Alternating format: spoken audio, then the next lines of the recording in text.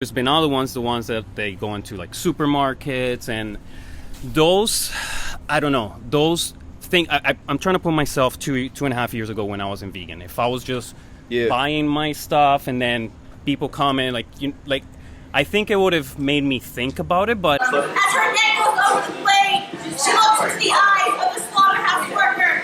Ready refuses to look into hers. in a way, it's too in your face. It's too. Like, no, it's like people saying Jesus, right? Right. I feel it's too much, and that's why we want to... It's also the opposite of Socratic method, right? So Socrates didn't try to change his society by breaking down weeping on the street, by having this kind of anguished and vulnerable presentation. And right now, their eggs and their milk and their bodies are on plates inside this restaurant, and that is so unfair to them. My little girl's name is Snow. And every time you see someone eating somebody else's eggs or somebody else's body, you are going to remember her name. This isn't food. It's violence. So I'm here at the official Animal Rights Conference in Toronto, Canada. That's the name, official name, where I met Hairu, who knows my channel. Hairu is also in the club of people with names that are difficult to spell. And we're... the conference is literally all washed out. It's a bit of a disaster. And he just proposed to me, he said, look, why don't I pull you over and talk to you about this? There are kind of two topics you want to talk about. One is Socratic method. Yep, right? And solo disruptions as well. Right. Okay, look, but in terms of broaching this topic, correct me wrong, wouldn't you say that in a sense Socratic method and disruption are two mutually exclusive or contrasting elements? Yeah, okay. Yeah, definitely. Okay, so I'm part of, I'm a videographer and I have my own YouTube channel as well. And then with one of my friends... Link in the description. Go on. Thank you. Subscribe, like, make sure you follow him too. Thank you. Okay, so with my friend Mitch, he created this organization, I would call it, I guess, Liberate. And what he wanted was to do solo disruptions. He said, hey, we've done DXC disruptions, and that's why I wanted to talk to you. And he's like, we always have to wait for them to organize this massive things, and it's so whatever. How about you come with me, you film me doing a solo disruption. I'm going to walk into a place where they abuse animals, and I'm just going to do a 5-minute speak out. We film it, we do a little chant on the way out. That's it. Right. So I met up with him, and we did a Whole Foods. One that we actually disrupted before with DXC. So it was just him in the dairy aisle, and he did a 5-minute speak out. There was maybe 3 people talking. It was more just to get it on film, right? He did a speak out, then finally somebody's like, you guys gotta leave. We're like, all right, we did a little chant. Security guard just kind of walked behind us. We went outside.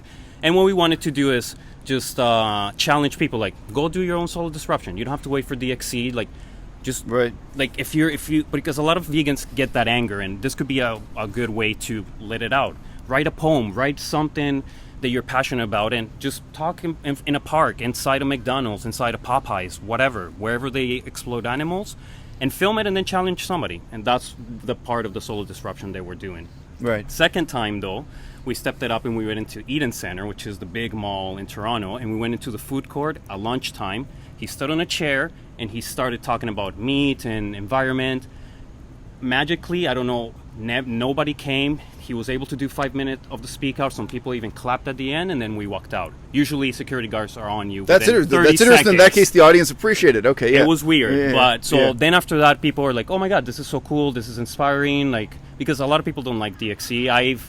I've done DXC stuff, but more like low risk. And one difference here I note is that you're not actually trying to stop them eating the meal. You're kind of doing a 5-minute presentation. Yeah, we're and then not you're disrupting per se. We're literally just not, speaking loudly about facts of animals. Right. And then some people are like, shut up, but we just do our thing and we walk. We're not touching anybody. We're not violent. And that's it. And we just want people to do it as well. Yeah, mosquitoes coming in? Yeah. Okay. No mosquitoes were harmed in the creation of this video. So that's the part of the solo disruption. And then what happened was, after the big one at Eden Center, we were kind of like in a little high, and then we're like, how about we do some street interviews? So we went back into the mall and interviewed, I think, 3 different people. And what he did, the way he framed it was, he started talking about abuse. And he started talking about abuse with kids, abuse in general, what's your definition of abuse? Then tied it into animals, and then. And was this with a microphone and a camera? Or yeah. So there's, we'll put links to those videos as well. Well, with those kinds of one-on-one conversations, I find they often happen almost because the camera is there, right? It's like, in a hey, way. I'm not- The way we Yeah. approach it is like, hey, would you want to be in a YouTube video? We're talking about abuse. Right, We right. don't say we're vegan. Right, I nothing. understand. Right, and people are coming to the conclusions on their own, and most people, I thought that people were going to be like, oh, this is vegan stuff, I'm, you know what, I'm out. Right, yeah. They actually stick to it, and then at the end, it's been a very positive result that whether they go vegan or not, like, the seeds were definitely planted, and I don't know, we come up with a lot of people that are actually really compassionate, which I would think that just asking random people are going to be like, oh, I don't care, leave me alone, let me eat my meat. But your experience thus far has been really positive. Yeah. Well, I mean, the last time I did straight up street activism, just talking to strangers on the street, I was there for like 4 hours, let's say. Yeah. And I either had one meaningful conversation or two out of the 4 hours, you know. And otherwise people just walk past or they don't want to talk to you. One guy came over, I don't really blame him. We had one really good looking woman with us on the and he came over, you know, just trying to talk. Yeah. I said, okay, you know, you want to talk about it? He was like, no, dude, don't screw this up for me. He was trying to hit on one of our activists in our protest. Anyway, you know, it's hard to be beautiful. You know, I mean, short term and long term. I mean, one of my questions is about, you know, is this an effective use of people's time? It's great that you've had a positive experience. Like, I'm not discounting that at all. I mean, the other thing is, I mean, you've already had some experience with DXE lately on my channel and with a bunch of DXE insiders. That's what I've been talking about. You know, what one woman said to me, who's a long time DXE insider, I think she's been in the central circle of the group since like 2012 or something, really since the beginning. She said, you know, for her, this is her perspective. I'm interested to hear if you disagree. She said, you know, these group protests, so the disruption protests or whatever, maybe it's 12 people. They're normally not huge groups like that, but whatever it is, 12 people. She said the main effect, the main ideological function, is that it makes the protesters feel like the general public hates you, this culture doesn't understand you, nobody accepts you, nobody wants to hear your message, but we love you. We accept you, like we at Direct Action Everywhere, your fellow protesters or whatever. That it deepens the in-group versus out-group mentality. So, I mean, to me, I was like, you know what, that's a really interesting observation. And what she compared it to is this. She said, you know, there are religious groups that go out on the street to allegedly convert people to their religion, whether Hinduism or Christianity. And she pointed out, she said, you know, the real function of that is not to find people who want to join this religion. Because if that's what you were doing, you do it in a completely different way. Yeah. The real function of this is to confront strangers in this way. Then, again, the real effect or the real function is this kind of alienation of the protesters and the rest of the society, or making them feel more aware of it, and then deepening that sense of connection, you know, within the group. Now, okay, so this is an interesting perspective from someone who's a disillusioned DXE insider who's seen the effects on a lot of people over a long time. You know, the other side of that I got to say is I think that the main motivation... What up, John? Recording a YouTube video. You want to jump in? This is John Sakars off camera. I kid you not. Cool. We're talking about activism, man. Bathrooms I can't help you with. After if you want.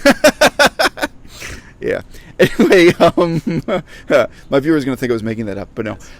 You know, I think one of the big motivations really is that people don't want to feel alone. They don't want to feel powerless. They don't want to feel like they can't make a difference. Exactly. And, you know, I mean, it sounds to me like in a positive sense, this experience is, you know...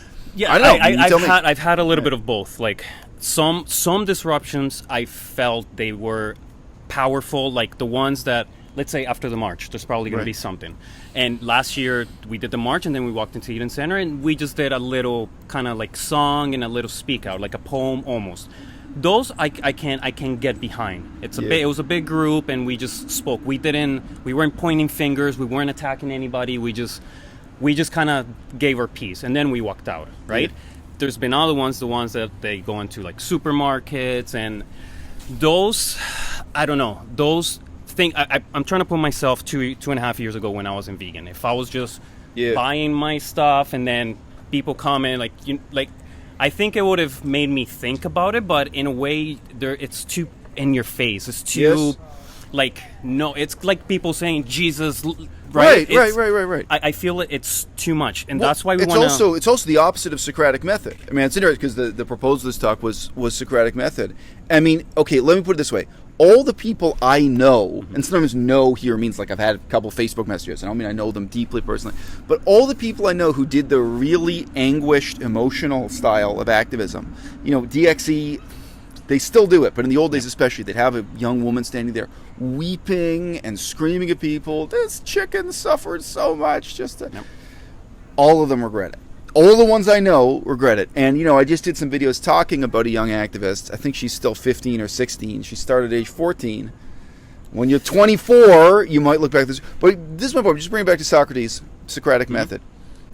This is what's interesting to me is this is the opposite of Socratic method, right? So Socrates didn't try to change his society by breaking down weeping on the street, by having this kind of anguished and vulnerable presentation. That's one of the reasons I was so interested in being part of this project, because yes, we're doing kind of like DXC, but in our own terms, and like I said, we're not disrupting. We're just speaking out. It's more of a speak out. We call it solo disruption, but it's more like a solo speak out. Yeah. And then he had the idea to do the Socratic, and I thought the same. That's very opposite. And then people loved it, and the experience, like I said, it was just very positive, and I think it had a bigger impact than the big disruptions, and it has a bigger impact or a similar impact like Cubes.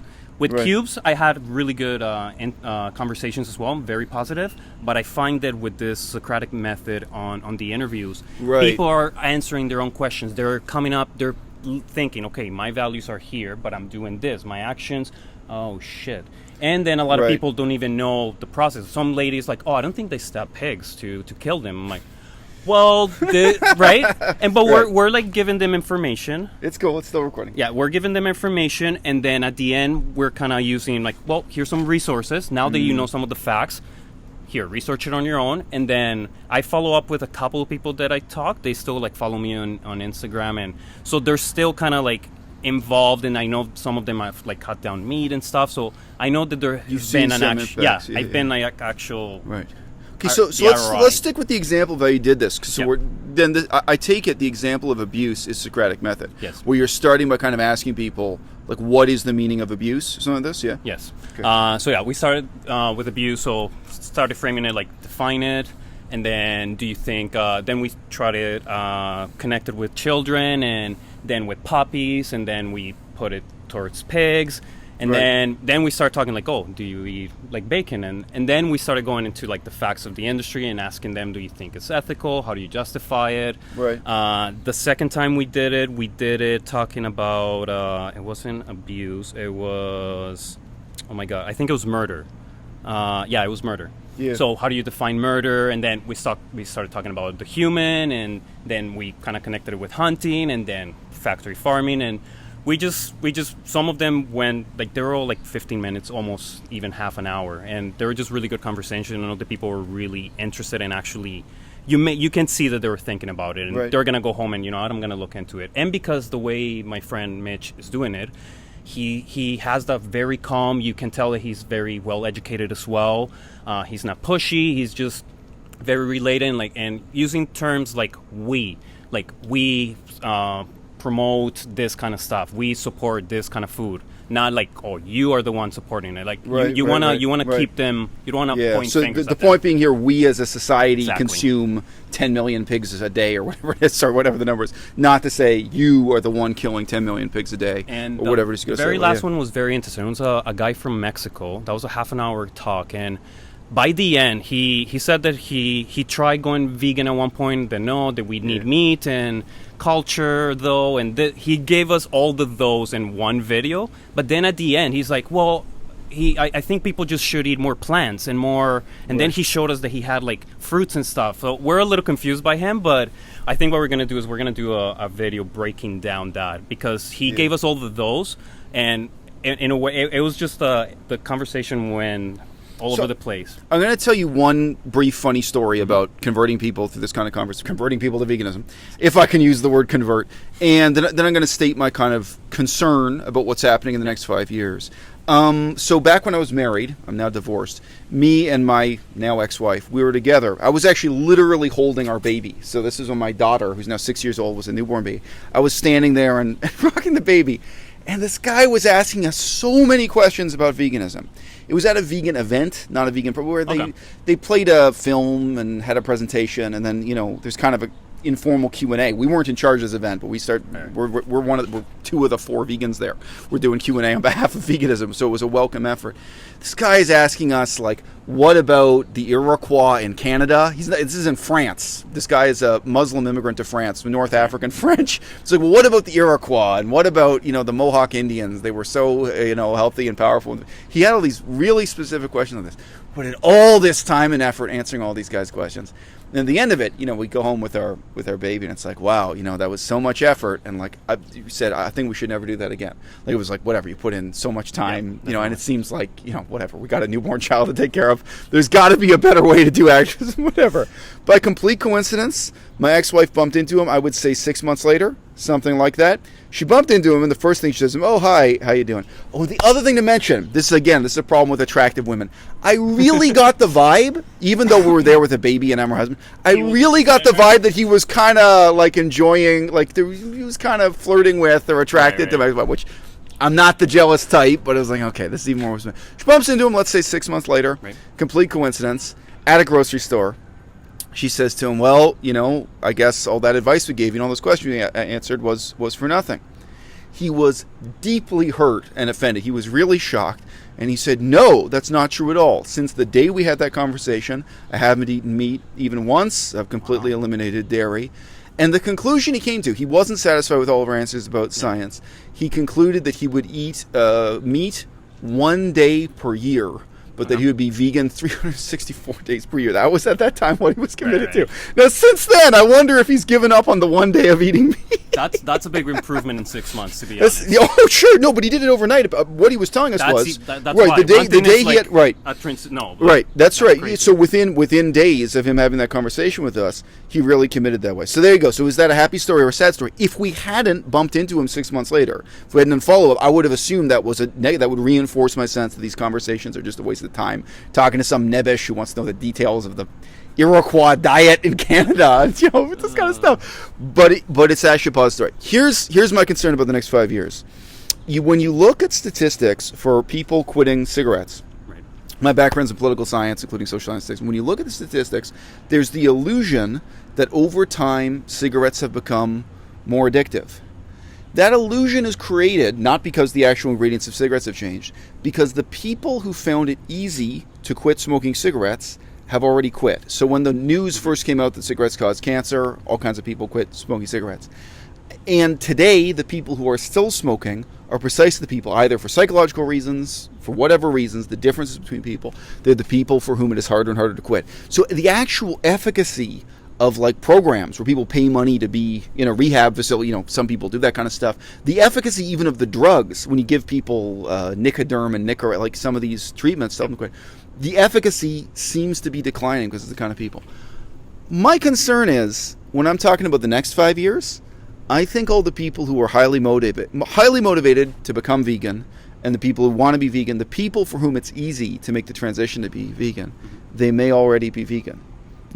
Where you may. So again, I don't know your vegan story. I don't know how you. But for me, it was easy. But I'm one of these weirdos. I'm one of these early adopters. Mine was I went vegetarian first a year prior. I dated my ex, she was vegetarian, and I met a cow for the first time at a sanctuary in King City.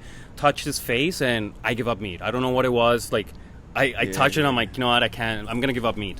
So we're vegetarian, so we didn't know anything vegan, right? As I was finishing school, funny enough, near here, I was running an errand in my internship, and there was some protesters outside Loblaws. Meat is murder, blah, blah, blah. And I'm like, I give up meat. Not knowing anything, I give myself a pat. I'm like, I give up meat, right? Right. Stupid, anyways. So then, on my way back, they gave me a flyer. But I was during finals, so I left it on my table. My ex got a like from a vegan on an Instagram, and it made her go in a rabbit hole of veganism. So that week, she's like, babe, you got to see this, and vegan this. And I'm like, okay, let me finish my finals. This weekend, we'll watch some stuff. Finally, on the weekend, we watched... Think of how many animals he killed just because he was writing his... Think about... College is murder. Now you know, college is murder. So then, on the weekend, we watched Cowspiracy, What the Health, Forks Over Knives, James Aspie, some Gary...